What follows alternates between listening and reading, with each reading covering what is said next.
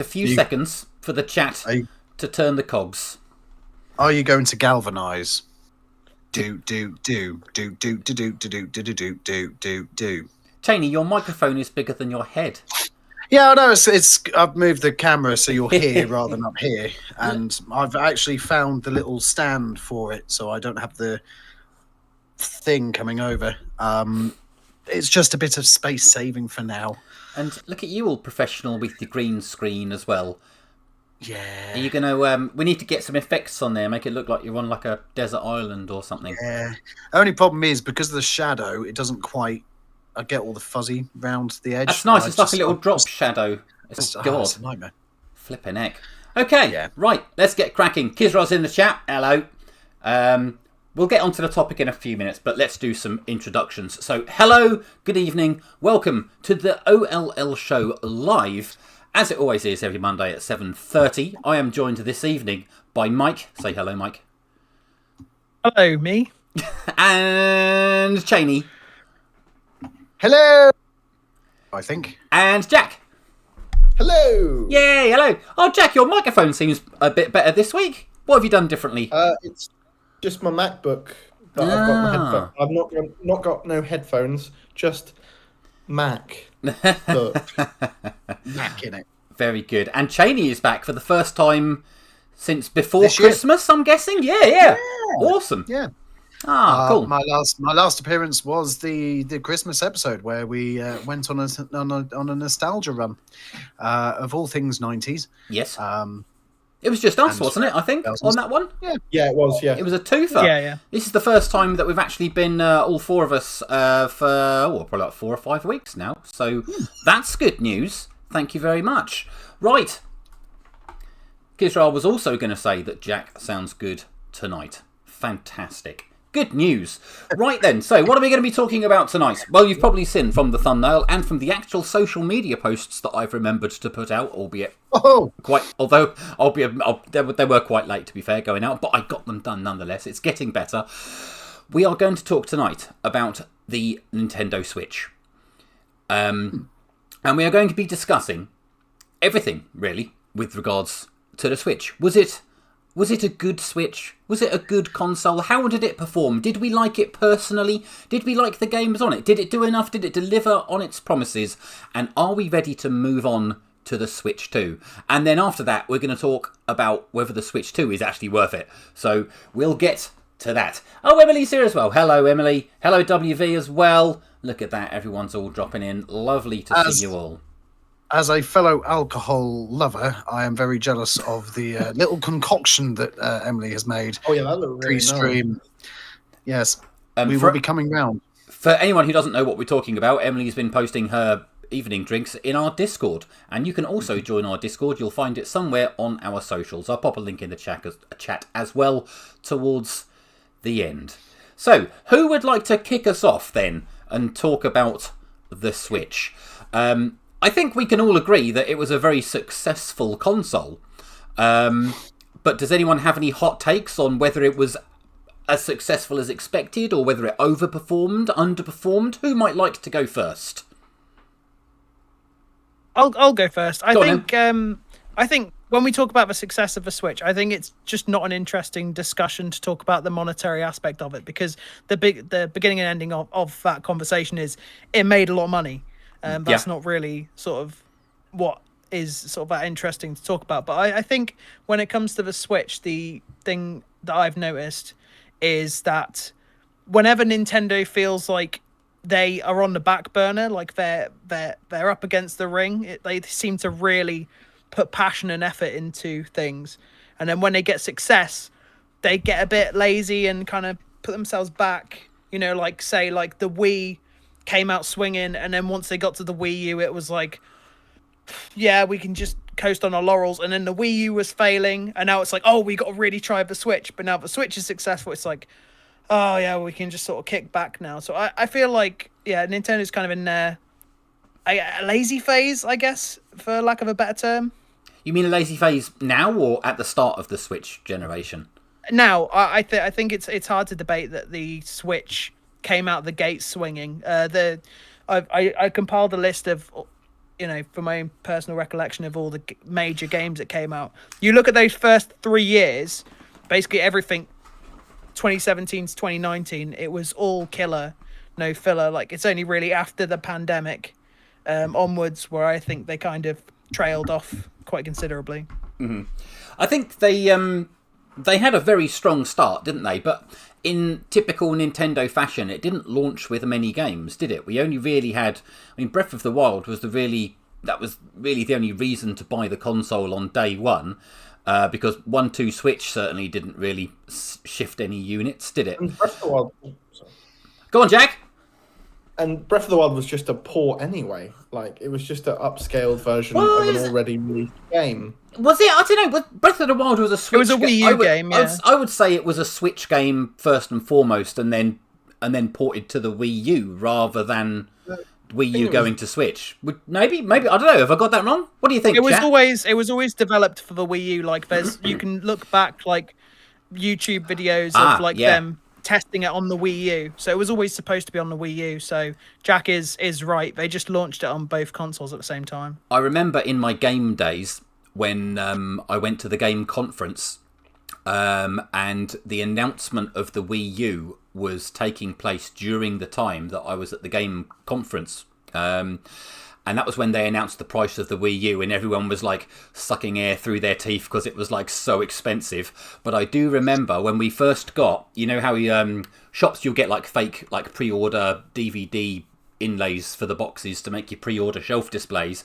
We had a Zelda Wii U like pre-order sleeve, literally with the pre-orders for the console. So it was announced, right back at the time of when the Wii U was launching, and we went that entire generation until we got Breath of the Wild right at the end of it. But I think, if we're going to talk about Breath of the Wild for a second, Breath of the Wild was enough for me, because I absolutely loved that game. I did just about everything there was to do except collect the 900 and little poo things. But yeah, it was an incredible game. No one agrees with me. Okay. I have thoughts. I have thoughts. Go on, Shane. On Breath of the Wild, Switch as a whole, very underrated console, very family-orientated console. That's exactly what the market was intended for. It wasn't intended to be a serious Xbox or PlayStation contender. Breath of the Wild was very good. I never played it, but I saw people playing it. Looked very good, was very pretty, was trying to do something different that it hasn't done before, as a lot of Zelda games have. Twilight Princess and Wind Waker are two prime examples where they've done something different. Skyward Sword with the motion controls. They tried to do something different. I think the problem was, as a mainline Zelda game, it just, for some reason, I don't know why, but it just didn't hit the mark. And I couldn't tell you why. For me. For everyone else, people love it. People went absolutely nuts for it. And obviously it spawned the sequel. It sold in its utmost. But there was just something about it that, for me, just didn't feel like a Zelda game. So I didn't want to touch it. I mean, it is different. It is different, obviously, with that open world. And I suppose it depends what you're doing at the time while you're playing it. If you're fully concentrated on it, then you'll find things to do. But if you're not going to go around hunting, if you're expecting to go on a more linear path, then I could see how that could be less appealing to someone who's more familiar with like the standard Zelda games and is expecting Zelda that. Games, to a certain degree, they've always been open world. So having the open world aspect of it. Well, Wind Waker just straight up is open world if you think about it. Yeah. Well, yeah. But even if you look back to really the first big one is Ocarina of Time, you can go and do all the stuff at Mimi Ranch. You can do all the stuff for the Masked Man.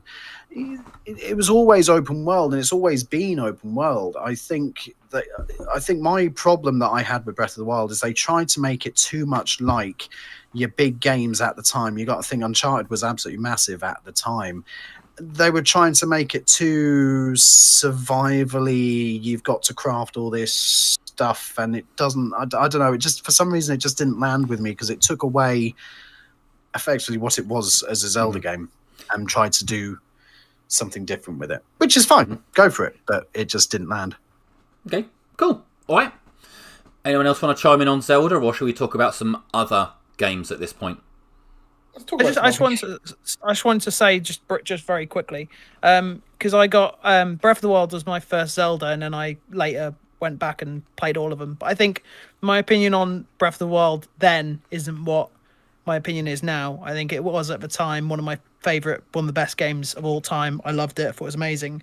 But I mean, most of what I'm going to say, I'm going to bank for a later discussion, because I have a whole thing to go on about open world games that honestly could have its own thing. But yeah, I just think I don't think it has the curation that the other Zeldas have. I think open world kind of limits how much, if you think about the dungeons in Breath of the Wild, they all look the same. The divine beasts all look the same. I think that's that's a open world problem. But it was successful. I don't think the second one, even if it is on paper better, ever recaptured that sort of feeling of playing Breath of the Wild for the first time. But yeah, it's no doubt. And if you had to have a launch title for the Switch, that was the one that they had to release. And I think later in the year with Mario Odyssey really cemented the Switch's launch year as a a console that you had to get, really. Yeah, I mean, when your alternatives were, I mean, I'm trying to think back to what else came out on day one. There was 1-2 Switch, and I honestly can't even remember what the other games were, but there was nothing really memorable until we had Mario Kart that came along about a month after it came out. I think the Switch came out start of March, didn't it? And I remember that we had Mario Kart in the cafe just as we opened the cafe, so that was in May. So it wasn't long before we had Mario Kart. And then it went down the usual Nintendo route, where they simply did one game of every one of their major franchises, pretty much. And then it was enough to sustain the entire generation. And as Kisra says in the chat, Nintendo doesn't need to compete with the others. If you want to play their games, you buy their consoles. And again, it was that exclusivity of the Nintendo franchises that I think led to its pickup. And I suppose there'd have been a lot of Nintendo fans that were disenfranchised with the Wii U and were keen to get a new Nintendo system. So I think in some way, as much as everyone bashes the Wii U, if it wasn't for the Wii U, the Switch may have not had as much hype as it actually did. From a certain point of view. The Wii U strikes me as a Dreamcast, in that it's ahead of its time, sort of. Yeah. Or was it? I don't know. It was a very innovative console in the fact that like a Switch prototype, really. It's like a Switch prototype. It's has a lot of the things that the Switch would later perfect. It kind of started in the Wii U. I think you don't get a Switch without a Wii U. The idea of the gamepad, I think, was the natural progression to what eventually became the Switch. I don't think you can have one without the other. I think it's just a natural progression. Yeah, you're right. And on top of that, you have to think a lot of the best games on the Switch were simply ports from the Wii U. Zelda notwithstanding, but Mario Kart was just bells and whistles Mario Kart 8. You had Super Mario 3D World, didn't you? You had New Super Mario Brothers. I mean, pretty much a lot of the main franchises. The Wii U to Switch upgrade wasn't really a lot of work for them. And that was all they needed to do. And then those games had a whole new lease of life, and they made up for everything they missed out on the Wii U. Yeah. You all right there, Jack? Yeah. Sorry, we were chatting. I was stopping you from talking, mate. My bad. That's fine. I'd have to agree with all of you. I think I remember playing the Wii U at my friend's house because he had one, and it was such a clunky thing, that gamepad. Yeah. And it was so awkward to play with. But we played Mario Kart, and I think a lot of the big games, like you guys are saying, you're right. They're all ports. I mean, the only original Switch games we had, from what I can recollect, and I think actually Mike put up a really good thing in the. Was Smash? Smash was original. Smash was one. There's a Switch. Animal Crossing. Yeah, Smash was original. Mario Odyssey. Xenoblade Chronicles 2. Yeah. Yep. Pokemon Let's Go, because they were like, that was during Pokemon Go era, wasn't it? So you had like the Switch thing with like, boop.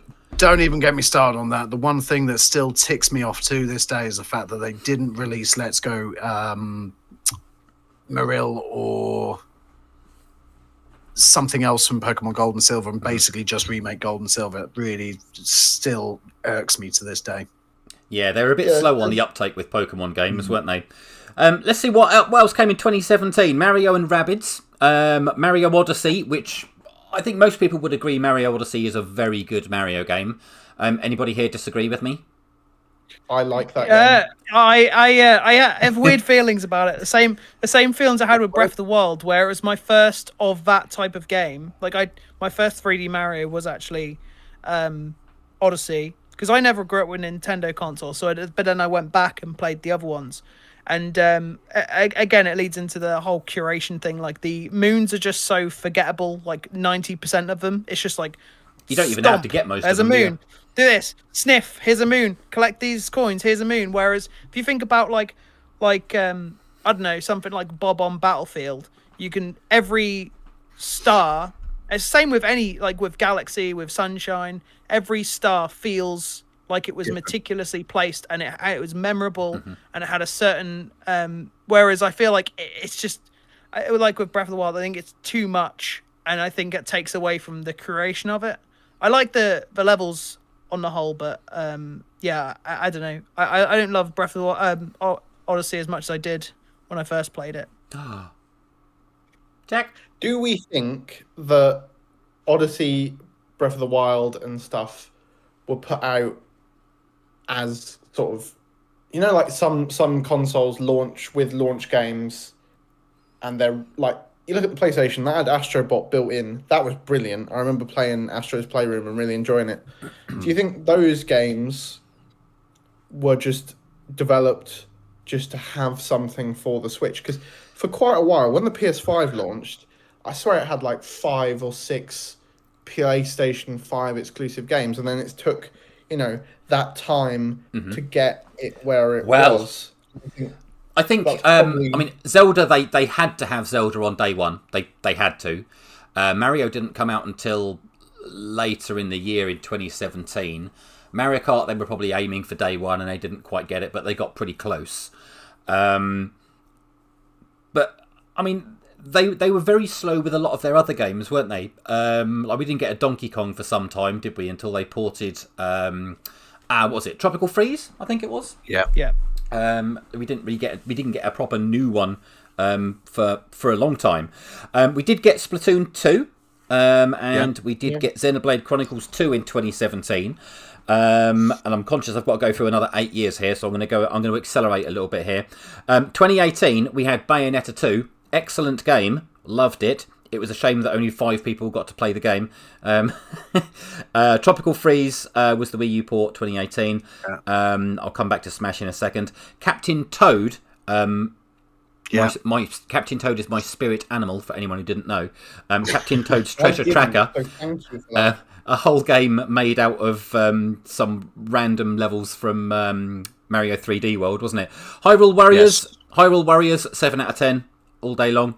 Kirby Star Allies, Pokemon Let's Go, Labo. I think Emily's still got a Labo somewhere. And Mario Party and Mario Tennis Aces. Smash was obviously the big game for 2018. And you know, it's Smash in 2018 pretty much made OLL. So I have a lot to thank the Switch and Nintendo for what it enabled OLL to do, because we were retailing the Smash game, we had all the accessories, the controllers, all that kind of stuff, and by far it was the best month I think that we ever had, that end of 2018. And then when we started doing the Smash tournaments and all that kind of stuff, I think it really put us on the map. Do the Toad voice, John. Maybe soon. Go on. You want to. Not just yet. I need to prepare for that. Splatoon 2 devoured the summer, says Emily. Go on, Mike. I think like Breath of the Wild, Odyssey, Smash.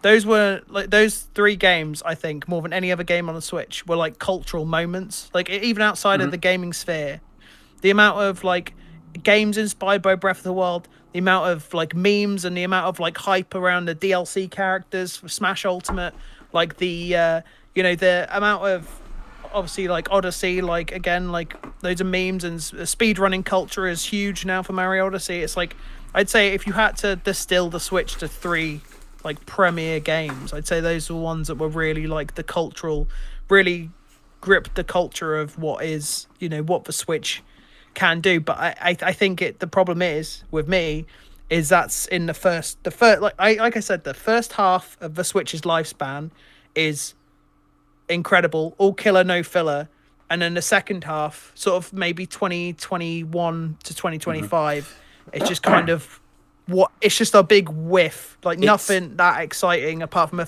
maybe 1 or 2 titles. I'm gonna go on, John. Janie. No, you first, Janie. I've got a couple of points, so I'll wait for you, mate. Mine's a very quick one, and it's probably going to be a bit of a hot take here. The Switch died. The Switch died off after lockdown, and Animal Crossing came out. I don't think. I agree. Actually, I actually think that's fair. Yeah. And never as popular as it was when we hit COVID. After Animal Crossing, all stuck in. Yeah. Animal Crossing had just come out. Obviously, Doom had just come out at the same time. But for anybody that had a Switch, Animal Crossing, everybody I know sunk hundreds and hundreds of hours into that game, and I don't think it's ever hit that same peak ever. I would say, 2020 was the high point, and then it was pretty much all downhill from there because everybody was just playing Animal Crossing. To the point where I even dressed up as Tom Nook for a live stream at that point. Remember that. And Emily does make a good point, which I probably should address. If it wasn't for the Nintendo Switch and Nintendo Norwich having a community meet for the launch, I wouldn't have gone to that launch and I wouldn't have met Emily for the first time. So I guess it's kind of important, really, isn't it? So... Kind of important. That sounds very important, John. Reasonably, yes. Reasonably, yes. I actually, go on, Jack. I read an article today that the Switch 2, I know we're talking about the Switch, but it has had 35% less sales over Christmas than the Switch did when it launched. Okay. So there's definitely That wouldn't surprise me. The Switch brand. I think it's because it's pricey for one. But yeah, I think Cheney's right. The Switch as a brand, most games that come out on the Switch now, like for example, they've put Cyberpunk on the Switch, they've put the Arkham games on the Switch, they've ported like Fortnite's on the Switch, but it's dreadful. So many games are ports for the Switch. There has not been, I think, a Switch original game that's worth getting. I think since Tears of the Kingdom, I'd say. Wow, hot take. Because I can agree with that though. I agree too. Yeah, I think after all 20 these games that I'm reading here, I've never heard of them. Yeah. After Tears of the Kingdom, after Animal Crossing, outside of Tears of the Kingdom, what would you say was like a must play title? Like, I don't get me wrong, I liked Super Mario RPG Remake. I thought that was fun for what it was. I like Metroid Dread was really good, but like in terms of like you have to buy a Switch. After Animal Crossing, there wasn't outside much. of Tears of the Kingdom. What was there? Was there genuinely anything? Because there was plenty of good games. Let me continue on going through the list. So the big games in 2019, we had Mario Maker 2, Fire Emblem 3 Houses, Link's Awakening, Pokemon SNS. What was that? Sword and Shield. Yeah. Astral Chain, Cadence of Hyrule, Yoshi's Crafted World, Luigi's Mansion 3, and New Super Mario Bros. U Switch Edition. All games which are kind of fine, kind of good. Luigi's Mansion 3 was actually really good. I think it was one of the better games. Yeah, but they're not. Switch. There's no system sellers there, is there? Well, no. So that was definitely a tough year. 2020 was where obviously it all came good with Animal Crossing.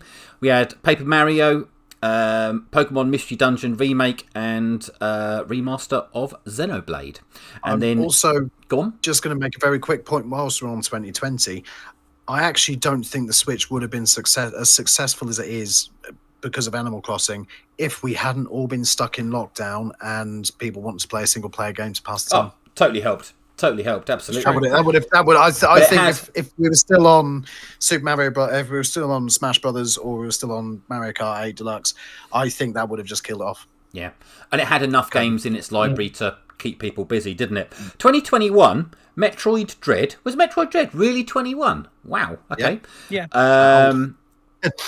Don't fail it.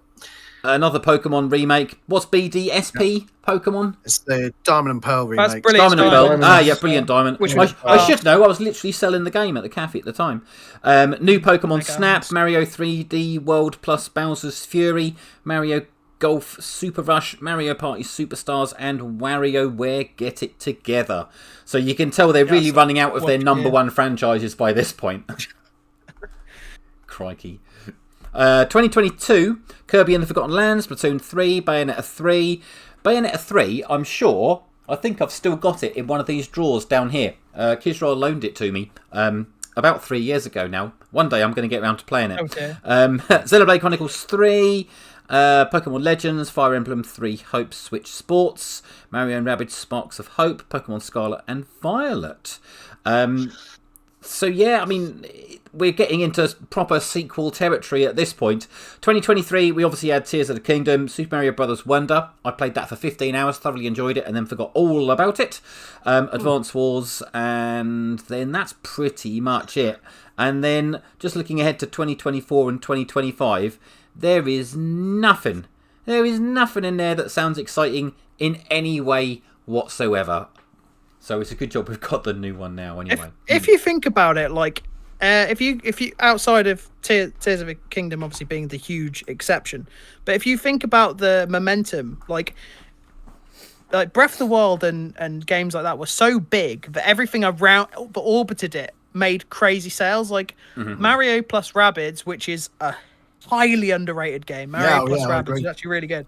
That did crazy numbers. But then when the sequel came out, despite the fact I did actually play the sequel and it is better in every way, when it came out, nobody played it, and Ubisoft came out and said it was a colossal failure. I think you could tell just like that one example, and I'm sure there are other examples. Maybe like the sales of Splatoon 2 next to Splatoon 3 might be another example. But like you tell that when the Switch was at its peak, everyone was buying everything for it, no matter what it was. I mean, Pokemon's going to sell regardless. Zelda, Tears of the Kingdom sold really well. I'm not sure about the Zelda Echoes of Wisdom or the Hyrule Warrior games, but like it was at a time where the beginning of the Switch's life, everything just, no matter what the game was, it sold gangbusters. And now it's like struggle. Even the Switch 2, you could, I mean, obviously we're not talking about that really, but like even the Switch 2, I don't think the sales for the individual games have been stellar outside of maybe Donkey Kong Bonanza and Mario Kart World Tour. World, yes. Right, yeah. Super Mario Wonder came out. It's dreadful. Don't buy it. I thought it was alright. I played it once. I didn't do everything in it. I hated it. But I thought 2D Mario is the white. it was properly 2D Mario is phoned the in, white wasn't bread it? of the video game industry. There's nothing more milk toast than a 2D Mario game. It's like if you want video game, put on a 2D Mario game. It's so boring. Mario Wonder was Molly and I played it when she was pregnant. And it was so boring. There was nothing new. It was just so dull. That's how it is with 2Ds. The Switch. That's what I'm going to say about the Switch 2 a little bit later on. Is that there's nothing new that excites me. They're just rehashes of effectively what came out nearly 10 years ago now. That's all of video games, I think, for me at this point, Janie. I agree with that totally. Yeah. My best mate, him and his girlfriend spent 400 quid on the new Switch 2. They have one game for it, which is the new Mario Kart. I was like, mate, why? He's like, Switch 2, innit? I'm like, you've just wasted £400 on a console that has one proper game for it. I suppose people still do that technically with the PS5 because there's still bugger all on there. I guess, yeah. Remake and development things. That's another story. Right, Mike, I have a question for you. Yes. As we know, as it has been now for a couple of decades, Nintendo don't always go for the most powerful system. They don't use the latest technology. They tend to utilise existing technology to provide as best value as they can in their systems, thus leaving the Switch, in the same way that the Wii U and the Wii and the GameCube were before it, underpowered compared to its competing hardware consoles. Yes. Was that a serious problem, or did they do enough to get around that? Would you say? I don't think people care about in terms of like, I don't think anyone apart from maybe a few people care that Cyberpunk is on the Switch. Like, or I know Skyrim sold really well when that was first on the Switch, but like that was a previous gen game though, still at the time, wasn't it? I think most it was a launch title, which I think is one of the reasons why it sold so well. Plus, it's just Skyrim. Skyrim will sell regardless. And that would have still been 6 years after the original, wouldn't it? I think Nintendo, despite what Xbox are going, we don't need exclusives because they're not important. Nintendo is like the poster child of yes, they are, because Nintendo, their whole ecosystem, all of their sales, like anybody who buys a Nintendo console, most people are only interested in the exclusives and maybe some other games if they want to sort of have the handheld convenience of it. But yeah, I honestly, to go back to your question, I don't think it being underpowered and ports and things like that really matter, because most people have a Switch and another console, or a Switch and a PC. The Switch has become like an additional item for a lot of people. Yeah, I mean, I have a PlayStation 5 and a Switch, and the Switch is currently sitting up in my bedroom, barely being used. Yeah, it's a complementary console, isn't it, to your, for want of a better term, your main console that you do your AAA gaming on. I'm going to come at this from a different point of view, because when I had the Switch, I didn't have a PS4 and Xbox One. My stepdad had an Xbox One. I thought, bloody hell, that looks absolutely brilliant. And I was being cheapo, and I thought, I'm going to get myself a Switch. And it was actually, looking back on it, I was very unhappy with the fact that I could only play it on my TV at 720p. And that it just wasn't that good of a console in terms of hardware. That actually irked me a little bit, because of considering how good Nintendo are at innovating technology and how good they can be at hardware. It was such a letdown compared to its competitors.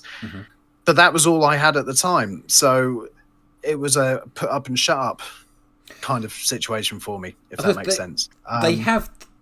Sorry, carry on. Sorry, I interrupted you there. No, that was it. Okay. So yeah, obviously the big thing was that it brought together their TV hardware and their handheld hardware, whereas forever it's been two separate products, and they've obviously brought that to one, which is very clever. But I would certainly agree that I would have preferred, if we'd have had the handheld, amazing, brilliant, but had a more dedicated version.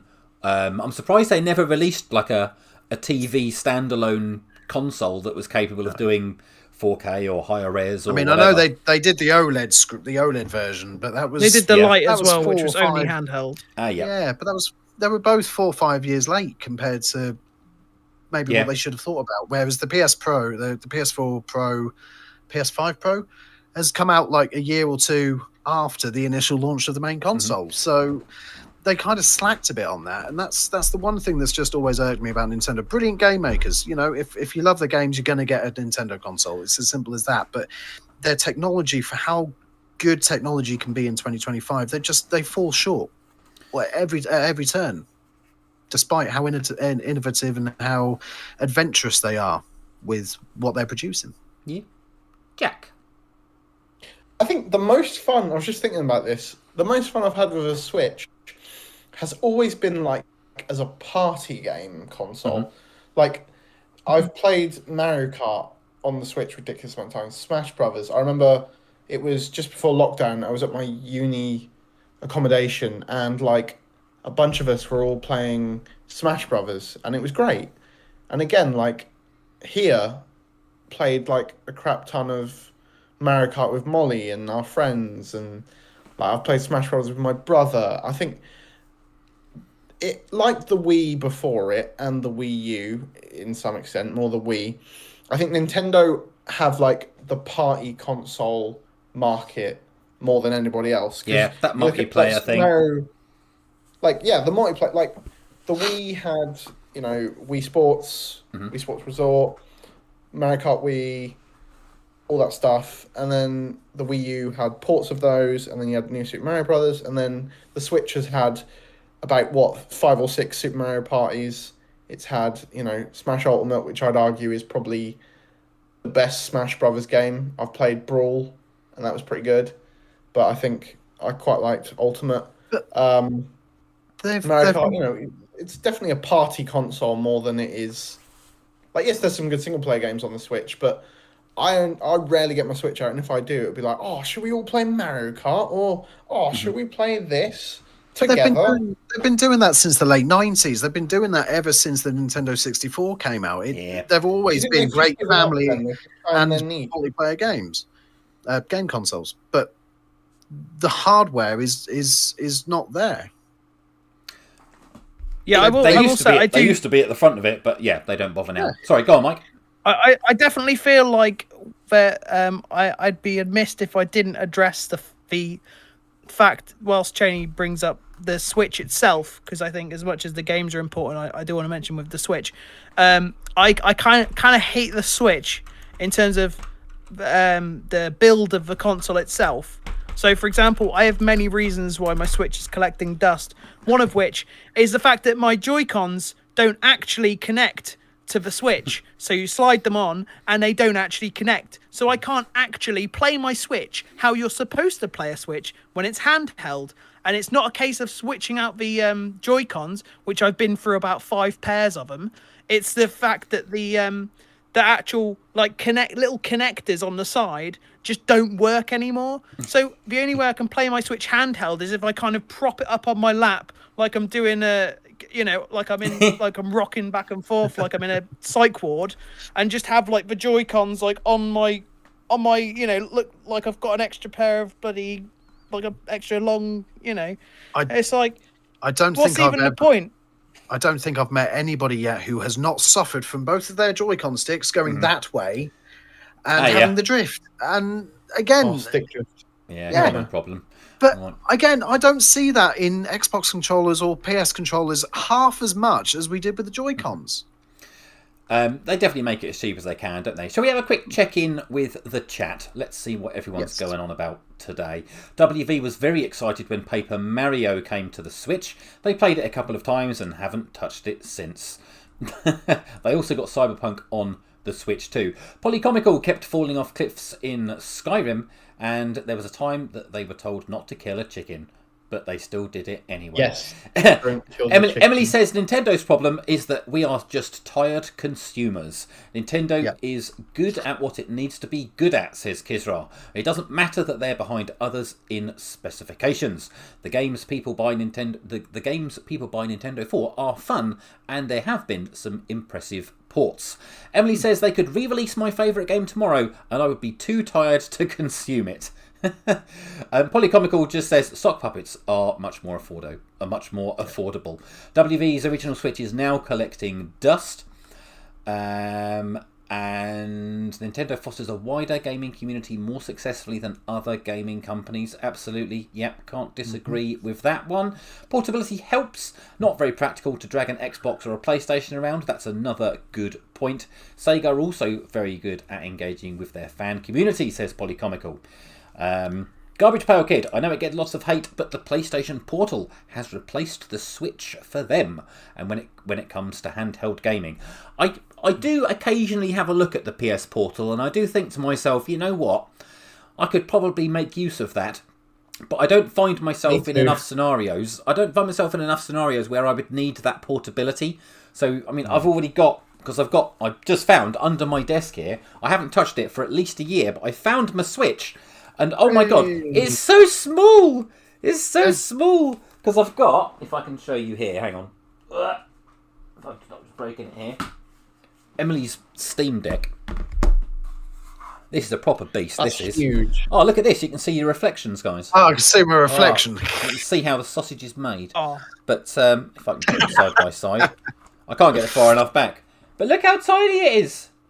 It's absolutely tiny. And you got to think the Joy-Cons were only half the size of the Steam Deck controller as well. Anyway, have to say though, this not that I really use it in handheld mode, but in terms of like how powerful it is and what it can do, it's bloody brilliant. Absolutely fantastic piece of kit. I'm very glad that Emily bought one and never plays it, because and I This can is use it. this is the thing with the Steam Deck. It's really shown how powerful you can get a handheld console, and Valve have taken a lot of time and a lot of effort, a lot of money to make that happen. Mhm. And in terms of game console creation, Valve are relatively new to the market, and I'd say actually very new to the market. As what their first console, I think it was probably. So Nintendo, with their 30 plus years of experience, why aren't they making something to that kind of specification? I'm not saying it has to be I mean, they have. 4K. They already have. There's the Switch 2. Well, They've just released. Like, yeah, because that can run Cyberpunk at 60 FPS, and it can do all the. They haven't got to make a magical port that somehow they haven't got to do a port of The Witcher 3 at 480p or whatever the hell that was running at on the Switch or anything like that. They can get proper games. That is a different issue where people are going to look on the Switch 2 store and go, "Oh, I'm going to play The Witcher 3," and it looks like a potato. I suppose my argument is, how did it take this long to get to that point when Valve 3-4 years ago did it? Mm-hmm. Because they didn't need to, because the Switch was already making ridiculous amounts of money. I mean, even making money out of movies and theme parks as well, aren't they? They have to put the word Pokemon on something, and absolute chumps will just buy everything and just give them all their money. You can make. They've proven through the Switch generation, which I'd argue was probably the worst generation for Pokemon games. I like Legends Arceus, but outside of that, I thought most of the Pokemon games were just naff. Yeah, it's the best-selling generation of Pokemon, and I think it's just gotten to that point. I mean, the Switch, like I said, everything certain titles, everything orbits around, and I think Pokemon is obviously massive, and they pump. You can see in the list that I compiled just how many of those games are Pokemon, and they made just a ridiculous amount of money, even if they were so lazy, like the Pokemon Diamond and Pearl remakes. Oh, they so are. That's a whole thing. That's a whole new topic. That is. I was just going to say though, because Emily's just dropped in. I've now got a proper show and tell going on. But yes, we had the light. Look how small little thing it is. It's like a phone. It's like a phone. And then the Steam Deck, I've got. Emily's just brought up her Switch 2 for me, and the Switch 2 compared to the Steam Deck, if I can hold it in the right way, better. It's probably better looking. I can't hold these straight at all. I'm so scared of dropping it. I'm holding too much money there. Hang on. But yeah, they've done a decent job, I think, with the presentation of the Switch 2. But you look at the power of the thing, and it's just going to have that whole same issue for the whole next generation. Sorry, Cheney, I cut you off there, mate. I can't remember what I was going to say now. Oh, well, that's all right then. Good. So, we were just going to touch on, before we get on to other topics, Switch 2. How excited are we about the Switch 2 now that it's been out for what? It's actually been out for over half a year now, hasn't it? Don't care about it. That's the thing, isn't it? I got Mario Kart World, and it's fine, but it's completely undercooked. The open world was rubbish, and Donkey Kong didn't do it for me. It didn't entice me enough to buy it, and I literally haven't touched the game on the Switch 2 since about the week after the system came out. But it's obviously selling well and doing well, so why is that? What am I missing out on? I don't know. Janie, your room is falling apart, Janie. I'm back. Oh my lord. Oh my god. Emily, put your sail back up. Everything's on fire earlier. Sorry, Jack, go on. Emily put a good thing in the chat earlier where she recommended don't get a Switch 2 until your Switch dies. And if not a lot of people use their Switch, like us collectively, then a Switch 2, I see no inclination of getting a Switch 2 ever. I think my best mate was like, oh yeah, new Switch. And him and his missus, they mostly play their Switch 1 titles. Mm-hmm. Well, it's like, and again though, it's like I was expecting we'd have a proper announcement. We'd be seeing the new Mario games and all of that, and it's like, oh great, we're getting Galaxy again, great. Why are they doing that? Come on. I know development's tough and all of that, but come on, they're Nintendo. They can. I think can it's fart out a actually Mario game if they need to. I think it's actually insane that we genuinely do not know. I mean, correct me, people in the chat, if I'm wrong. A single high-profile Switch game that's even coming out, like for the Switch 2. Yeah, like, now that Metroid is anyone out, think of a single, like, genuinely? And even Metroid 4 Prime 4 was a wet part of a game. Like, yeah, that just came and went really quick, didn't it? After all its years of hype, it played. It looks like. A lot of the people say it plays like a GameCube game still, and it had a very barren open world. So it's kind of they didn't have, and it had annoying NPC characters. So everything, any goodwill it could have had, just kind of fumbled the bag. So Mario. To be honest, I know people in our community who play Mario Kart religiously who have bought the new Mario Kart and then gone nah, and then gone back to 8. So like, I think. Outside of Donkey Kong Bonanza, which is the only game that's come out for the Switch 2 that's had any sort of hype around it, I'd say it's been a bit of a weak launch. And there is literally nothing. Like, what we're going to get another like a higher graphical port of Mario Smash Brothers Ultimate again. Like, is that what we've got to look forward to? Yeah, I remember having this conversation with you at work, John, and. I remember the Switch 2 being announced, and we discussed this, and then we saw the trailers for things, and both of us in that office just went, "We're not interested. Yeah. There's nothing on it." Yeah, it was very much not aimed at us. Yeah. It's not aimed at us anymore. Yeah, there's nothing there that is going to pull anyone in, unless you, as Emily said, unless you are looking for an upgrade for your Switch because it's broken. Mm-hmm. There's nothing. They've got to have. Nintendo really do have to pull their thumbs out their asses and get something that is going to really pull people in, and not just another Legends game. Because quite honestly, again, that doesn't look that great. Yeah. Mario Kart Tour didn't do well. Metroid Prime, from everything you guys are saying, was crud. So what they really need to do is get something like a Last of Us or like a Skyrim, something that is really going to blow the socks off everybody to get people going, oh shit, I want to switch too. Well, Tomodachi Life is not going to be it. I don't think so, kids. I mean, you've got the new game. You've got the new Souls game, Dusk Bloods or whatever it's called, which is Switch exclusive. Yeah, but it's not going to be as good as Elden Ring 2 or whatever else FromSoft are currently cooking up. You just know it. You just know it. I've got a question to sort of ponder to everyone, because I think it's like it might be a case of the fans don't really know what they want kind of situation. The question being, like, everyone, including me, when the idea of a next generation console came out, said, honestly, just make a better Switch. Like, we don't want some weird, wacky ideas from Nintendo. Just take what works and make it better. And they've done that, and there's no hype. So but they haven't made any games for it yet. That's the problem. Like the kind of question I'm trying to sort of ponder is, like, were we wrong? Like, did we need something like vastly different to like drum up some hype that was like, wow, what the hell is this type of console, instead of just another version of a thing we've already got? I think the problem is that we are just in this era of diminishing returns. And Nintendo is not immune to that. As innovative as Nintendo are, I mean, what would you want to be different? Do you want a controller that's a stupid shape just to be different? I don't know. No.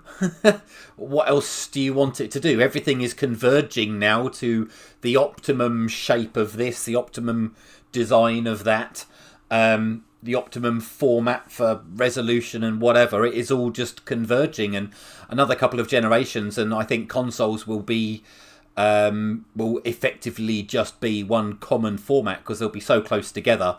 There won't really be any benefit to having one over the other. It'll all just be down to publisher agreements and stuff. It won't matter which console you've got. Sorry, Jack, you were going to say something a minute ago, or has the time passed?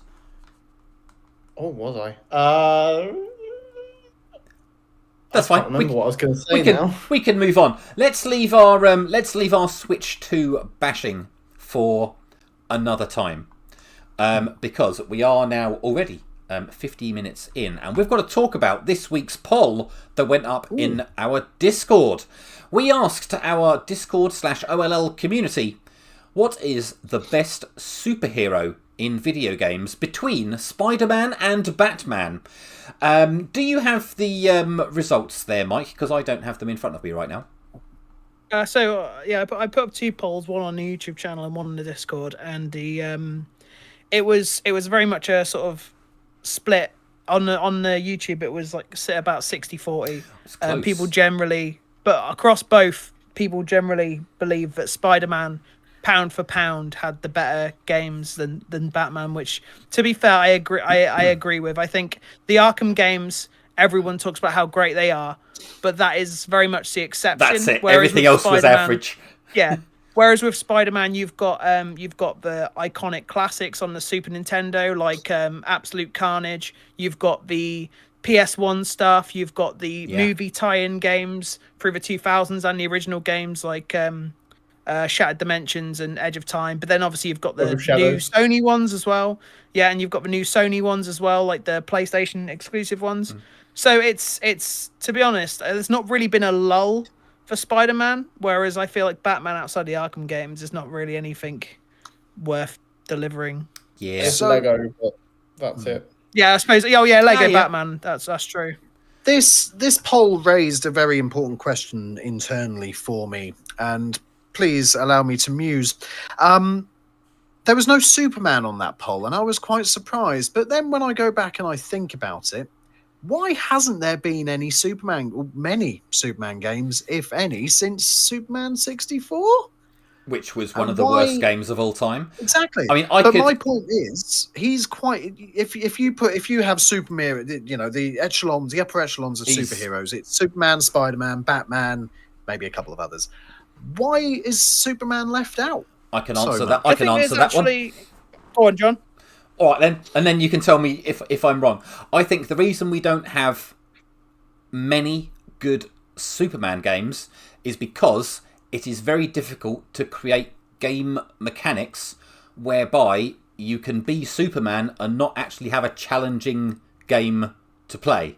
Because he'd be so overpowered, every enemy would have to be bloody... I don't know what. Every enemy would have to be a Kryptonian, wouldn't they? To even have a challenge. Otherwise it's going to be completely unrealistic because, your mobs of enemies and your standard grunts, you can just kill everything instantly. And how would you have a game... Argue. Go on, yeah? No, you finish. And okay, how would you have a game? And it's a similar thing to what's happened with recent Superman films, is how do you have a game that would actually have gameplay that would enable you to not be destroying a city or, putting people in harm or, making unrealistic damage and all that kind of stuff. It would have to be a game about saving people. So it would have to be sort of like on a smaller scale. So like rescuing cats up trees and things like that, rather than, giant battles with Kryptonians. But I suppose my argument to that is that they can do it on the big screen. They can do it in the TV. Smallville ran for 10 years. Oh, they can do it in every other other favourite programs. That's coming back to Netflix this week as well. Sorry, yes, it is. I'm looking forward to actually going on that journey. But that's the point. They can do it in the TV. They can do it in They can do it in the film. They can do it in comic books. They can do it in every other media. But why can't they just nail it in video games? Don't know. Jack. I've got 2 answers, 2-pronged. First prong with John. I'd argue the Injustice games got close-ish with Superman. Yeah. Yeah. You could play as evil Superman. That was pretty good. And on Cheney's point, it's a lot harder to code Superman's fight set in a video game than I would argue than it is to represent it on TV or on a movie. Because on TV and movies, you've got VFX workers, you've got the production designers, you've got the people who do the rigging for him to fly. Whereas in a video game, you've got to code every little bit, like how the cape moves, how his legs move, how his arms move, where he flies to, and the game's got to load that. I would say probably making a Superman game is harder than people probably. The average, we got Arkham games, why can't we get a Superman game? People would think, the average shrill on X who's like, they made this terrible game, why can't they listen to me? You know, stuff like that. So I think it is easier to have Superman in different media than video games, which I think is why we haven't had a true Superman game in the vein of the Arkham games, because he's a lot harder to code. I mean, if he's a villain, like in that dreadful Suicide Squad game that we won't mention the full title of, and we won't affiliate it with a certain brilliant franchise, like he was just a villain. Like he was just there on the screen, like he wasn't playable. And I think it's probably really tricky. You've got, I guess, DC Universe Online. They had, like, I think you could choose between an acrobat, a flyer, and a speedster. But like even so, flying in games, Lego games maybe, like Lego Batman 2 and 3, you could play as Superman. Yeah. And it had his theme whenever he'd fly. I'd say the Lego games have probably come close to a Superman game, but again, that's not really, like, it's Lego Batman. I think it's harder to make Superman into a game than people think, because, you know, I don't know anything about video game development, but I can imagine to develop, like you said, John, to develop a Superman game where there is a challenge would be incredibly challenging in itself, because you'd have to make up some huge, like, behemoth thing. Yeah, but think how good that game could be, though. If somebody could actually do it, it would be fantastic. It would be amazing. I'm just It's not going to happen. I also have. Go on, Mike. I think there's something that people aren't taking into consideration when they think about Pros Cheney's question, which I think is actually the real reason why there hasn't. I do think that is part of it and why it's tricky to make a game about Superman, but I think there is a real reason why they haven't made a Superman game, and that is because nobody cares about Superman. Now, before everyone goes crazy, Superman, this is coming from someone who actively reads Superman comics, so it's not like, oh, I hate Superman. When has Superman been, like, really, really beloved and popular? You've got the Christopher Reeve movies, you've got the Superman animated series, and when the Superman animated series is really popular, what they do? They made a game. It was Superman 64, and when Superman Returns came out, they made a game. Nobody played it, and it wasn't very good. But Superman, ever since basically the animated series in the 90s, has nobody. Everyone says the same thing. He's boring. Nobody cares about Superman. He's a goody two shoes. And like I think the Zack Snyder movie Man of Steel has only cemented the disdain for Superman as a character, and the Injustice games, though they're good games, have also really damaged Superman's character. I would argue we're only now, with the latest movie, which I thought was brilliant, now coming out. We're just coming out of that sort of disdain for that character, or disdain's probably the wrong word, but like just like lack of interest. So I think we've had a lot of Marvel stuff. It's now time for some DC stuff, isn't it? Basically, I think we will in the next sort of 10-15 years see a Superman game. I do think that is genuinely going to happen. Far too long.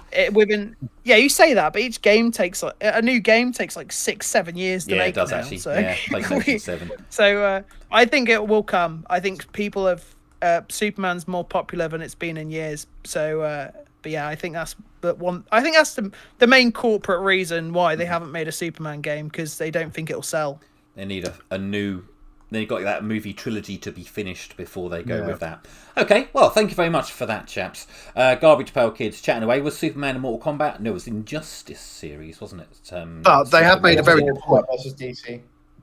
Had they? Mortal Kombat versus DC, was it? Oh, there you go. I stand corrected. And they tried to make Superman too dark and edgy. It needs to be camp, colourful, and fun. And that's what they went back to with the last film, wasn't it? So yeah, that's the point. I think actually that's nailed it on the head. It needs to be fun. I think that you're right, Mike. They tried to get too serious with Zack Snyder, and I didn't mind the films. I thought they were okay, but it was too serious. They tried to go to Smallville, which was a very character-driven TV show, and I think they looked at the success of that and went, "Oh, we can do dark and edgy." You can't do that in a movie. No, doesn't work.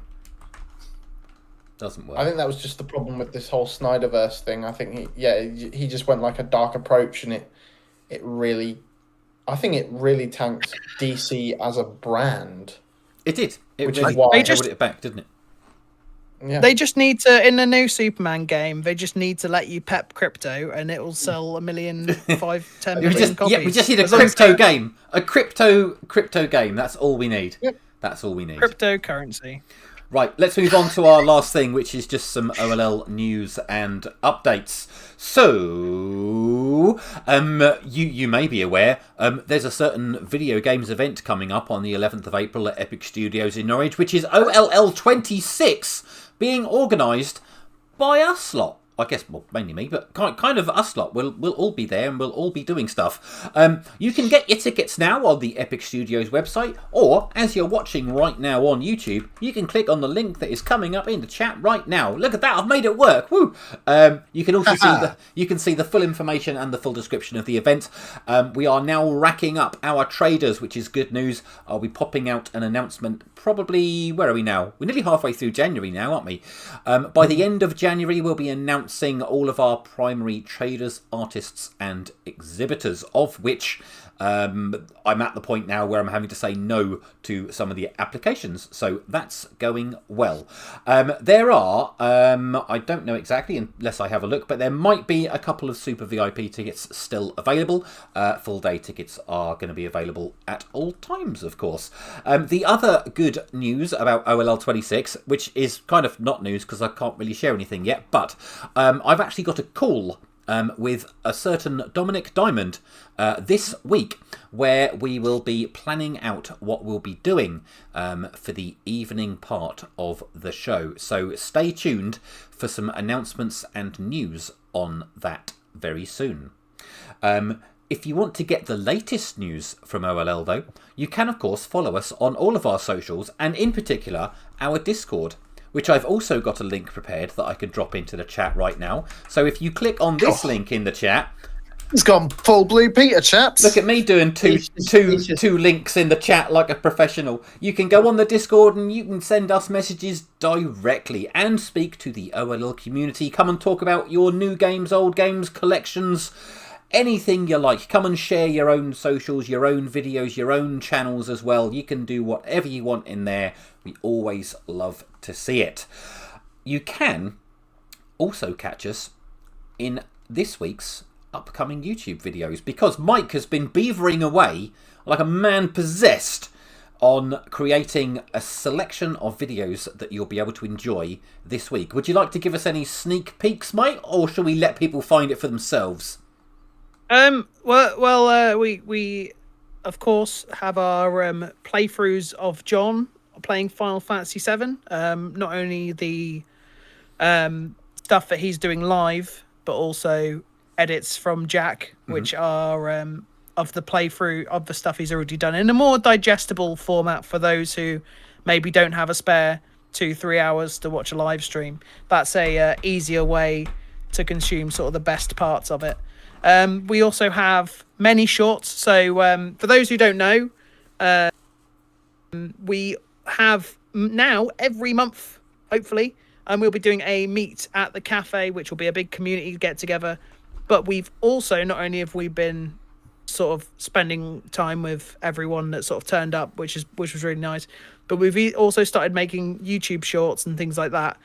Just ways to not only get to know us, your hosts or your team or whatever you want to call us, but also the community at large, you know. So we very much want to get people involved. If you want to be involved, I completely understand if people don't want to be on camera. That's us. We nabbed a few people, didn't we, on Friday? We've got some people coming up with some questions and quizzes. That's going to be fun to see when that all drops. It's going to be, and I got a video dropping tomorrow, related to an indie game that I played.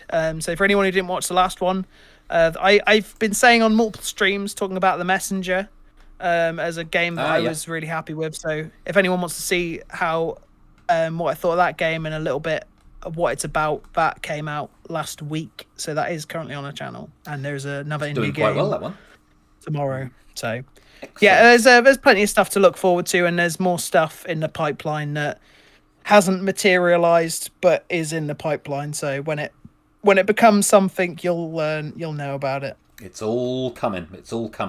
We're starting to get busy because yesterday it would have been 4 months. February, March, April. Oh no, hang on. February to February to March to April. It was 3 months yesterday now to OLL 26. It is now. Yes. We can now say it is less than a quarter away. So that's going to be thoroughly exciting. Right. So it is time. It is time for us to say goodbye for tonight because we have other projects to get onto. Jack's got to get back to his editing dungeon. Mike's got 20 shorts from Friday that he's got to make. And Cheney's got to go and do his real job. Yeah. Right, so I've pawned a lot of Putting my it off shorts me, off to actually. Jack I'm going to now. edit So. some shorts tonight. Yeah. I've got to eat first, though. That's, oh, have you not I've yet? got, Oh my I've god, got- Jack! Crikey. I've got big boy videos to make, so I've given Jack some of the grub. Oh, hello. Jesus. I've also got big boy videos to make. Thank you very much. Well, I'm going to leave you to do that with, and I'm just going to end it there. So thank you, thank you, Jack. Thank you, Mike. Thank you, Cheney, for joining and spending your time with us this evening. Thank you to everybody in the chat who has joined for this one, whether you're watching live or whether you are watching on demand in the future. Either way, we all appreciate your time and your support. Please do like the stream or like the video if you're not watching live. Always helps other people to find it and come across it. And of course, if you're not yet subscribed to the channel, you can do so and set your notifications so you can find out when our next content comes along as well. You can also get that information in the Discord. Super stuff. Thank you all very much, and I will see you all very soon. Take care, good night, and goodbye. Goodbye.